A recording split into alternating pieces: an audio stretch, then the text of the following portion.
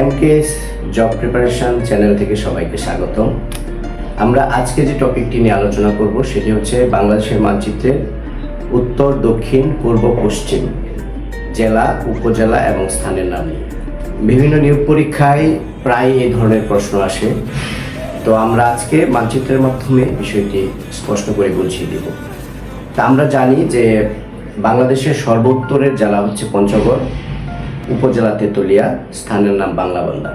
আমরা যদি একটু মানচিত্রের দিকে লক্ষ্য করি, সর্বোত্তরের জেলা পঞ্চগড়, উপজেলা তেতুলিয়া, স্থানের নাম বা জায়গার নাম বাংলাবান্ধা। আমি আবারও দেখাচ্ছি, সর্বোত্তরের জেলা পঞ্চগড়, উপজেলা তেতুলিয়া, স্থানের নাম বাংলাবান্ধা।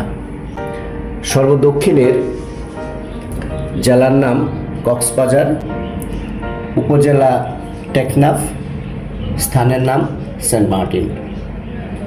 জেলা কক্সবাজার, উপজেলা টেকনাফ, স্থানের নাম সেন্ট মার্টিন। এবার আমরা যদি সর্বপূর্বের দিকে চলে যাই, সেখানে দেখতে পাচ্ছি সর্বপূর্বের জেলা হচ্ছে বান্দরবান, উপজেলা থানচি, স্থানের নাম আখাইনঠং। সর্বপূর্বের জেলা বান্দরবান, উপজেলা থানচি, স্থানের নাম আখাইনঠং। এবার